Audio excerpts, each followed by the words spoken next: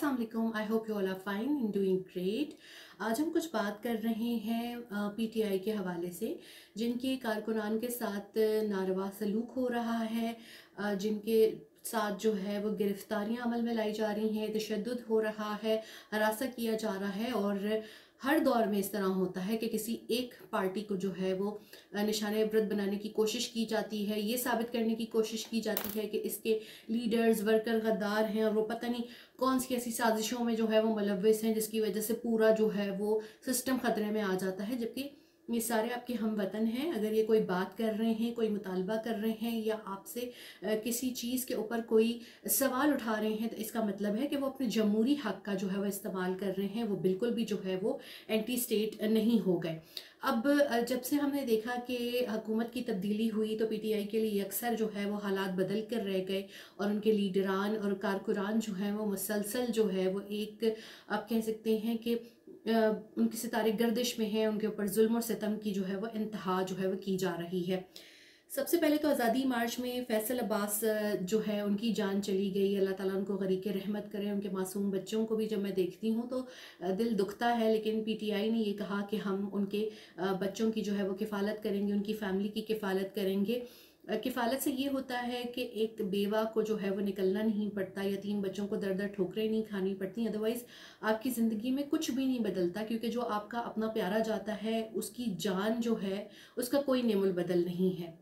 इसी तरीके से मर्दान में जो है वो सैयद अहमद जान जो है उनका जो है वो शहीद कर दिया गया, और वो भी एक बड़ा तकलीफ दे वो था कि एक पार्टी वर्कर जो है उसके साथ ये होता। और इसके हवाले से भी पीटीआई ने ये कहा था कि हम उनकी किफ़ालत करेंगे, जो कि वो कर रहे हैं। फिर हम बात करते हैं वज़ीराबाद में फायरिंग के अंदर जो है वो मुअज़्ज़म नामी जो है पीटीआई के कारकुन शहीद हो गए थे, और उनके भी जो है वो ताहाल कोई भी उनके केस में जो है वो पेशरफ नहीं हुई।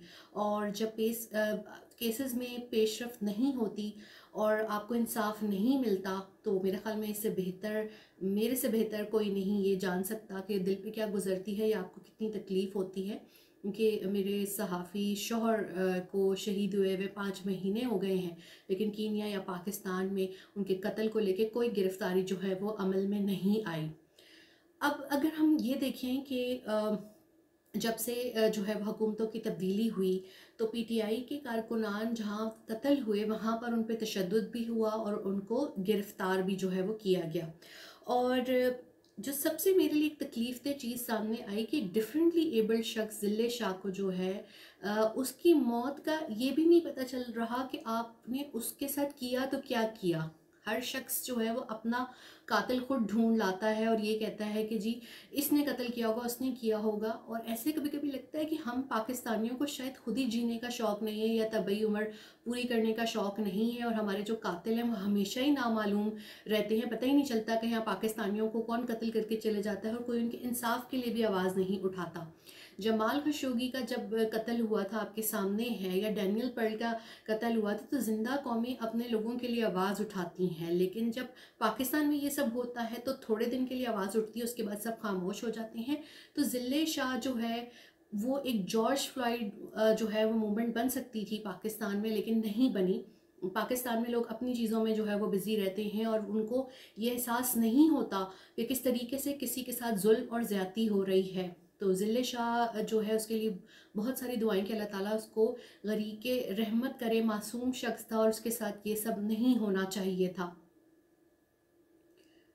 उसके बाद अगर हम ये देखें तो अब गिरफ्तारियों का सिलसिला हो रहा है, जिसमें पहले जो है वो अरसलान ताज को गिरफ्तार किया गया। और उनका क्या कसूर था? उनका ये कसूर था वो महंगाई के ख़िलाफ़ एहतजाज कर रहे थे और उनको उठाकर ले गए। नौजवानों को इस तरह गिरफ्तार मत करें, नौजवान नस्ल को इस तरह गिरफ्तार मत करें। नौजवान नस्ल जज्बाती होती है, अपने सवालों के जवाबात चाहती है, इसलिए वो कभी सड़कों पे निकल आती है, कभी ट्वीट करती है या आवाज़ बुलंद करती है। तो आप कितने लोगों को गिरफ्तार करेंगे, कितने लोगों को मारेंगे, या कितने लोगों के सरों में गोली मारेंगे, या कितने लोगों को जो है वो ट्वीट करने की पादाश में उठा लेंगे? आप सबको चुप नहीं करा सकते। कुछ लोग शायद चुप हो जाते होंगे, लेकिन सब नहीं चुप होते। और सवाल उठाना जमहूरियत में एक जो है वो बुनियादी जो है वो अब फंडामेंटल राइट है। लेकिन पाकिस्तान में कुछ अलग ही चल रहा है। फिर उनकी रिहाई होती है तो हसन न्याजी को गिरफ्तार कर लिया जाता है और कुछ पता ही नहीं चलता कि वो किधर हैं, उनको कहाँ रखा गया। अब आखिरी इतलात के मुताबिक उनको कोयटा में रखा गया है। तो मुझे वो वक्त याद आ गया जब अर्श शरीफ के ऊपर भी बलूचिस्तान में केसेस हुए थे। वो अपने लिए इंसाफ मांगते रहे, किसी ने उनको इंसाफ नहीं दिया। यहाँ तक कि लोगों ने हमारा मजाक उड़ाने की कोशिश की कि इनको कोई खतरात नहीं है, कुछ नहीं है। यहाँ पर अपने ऊपर खतरे को साबित करने के लिए इंसान को मरना पड़ता है, फिर जाके लोगों को यकीन आता है कि हाँ फलां शख्स को खतरा है। किसी को आप रात के अंधेरे में उठाएंगे, वो मिलेगा भी नहीं, वो किधर है, उस पर कोई केस भी नहीं है, FIR भी नहीं है, बाद में सब कुछ सामने आता है। तो वो जो एक टाइम पीरियड होता है वो उसके घर वालों के लिए जितना तकलीफ होता है आप सोच भी नहीं सकते। इसी तरीके से इमरान खान के एक और वर्कर हैं, उनको जो है वो उठा लिया गया, शाहिद हुसैन को, जो कि ओवरसीज पाकिस्तानी है। अब इस हवाले से जब मामला आलमी दुनिया में जाएगा तो पाकिस्तान की कितनी सुक्की होगी कि पाकिस्तान में जो है वो इस वक्त क्या हो रहा है। फिर अजम अशवानी को गिरफ्तार कर लिया गया और उनका कुछ पता ही नहीं चल रहा कि वो किधर है, उनको जमीन खा गई, आसमान निकल गया, वो किधर है इस टाइम पर।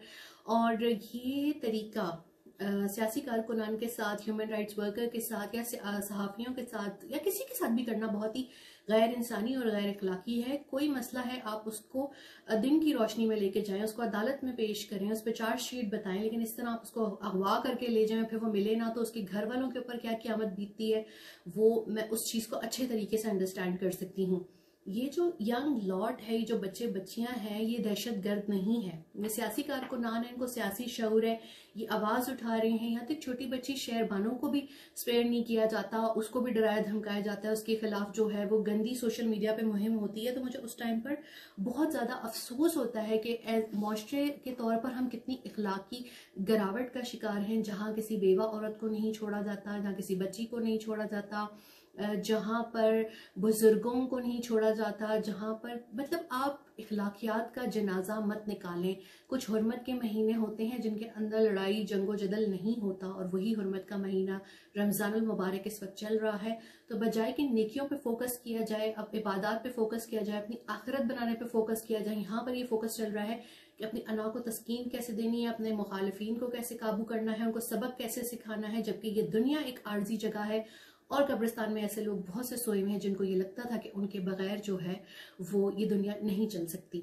तो ये इक़्तिदार वक्ती है, ये कुर्सी वक्ती है। आप लोग इस चीज़ को जितना जल्दी अंडरस्टैंड कर लें तो ये बेहतर है। और निगरान हुकूमतों की ये जिम्मेदारी होती है कि वो आए, इलेक्शन कराएं और चले जाएं। उनका ये हरगिज भी रोल नहीं है कि वो इक़्तिदार के साथ चिपक जाएं।